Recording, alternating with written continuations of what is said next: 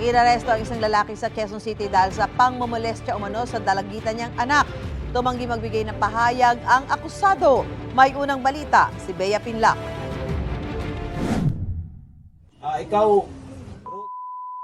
ay na-arresto ko sa bisa ng warrant of arrest na ito.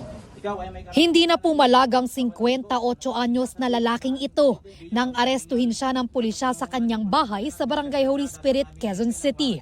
Ang lalaki nahaharap sa kaso dahil sa umano'y panghihipo at pang-aabuso sa 14 anyos niyang anak. Ayon sa salaysay ng biktima na assisted by her mother, ito pong accused ay tinatawag niya yung kanyang yung anak niya sa isa room ng bahay nila. Nung pumasok siya sa room ay doon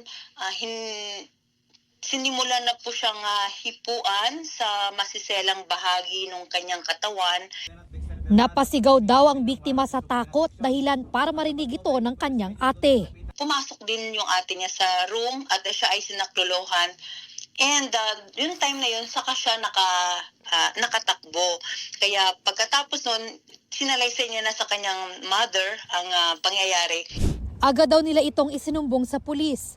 Lumabas ang warrant of arrest para sa akusado noong October 2024. Naaresto siya nito lang Lunes. Nang tanungin siya tungkol sa paratang, ang bilin ng abogado ko po, sa justice na ako magsasalita. kasong acts of lasciviousness at paglabag sa anti-child abuse law ang kinahaharap ng akusado. Ito ang unang balita. Bea Pinlac para sa GMA Integrated News. Gusto mo bang mauna sa mga balita? Mag-subscribe na sa GMA Integrated News sa YouTube at tumutok sa unang balita.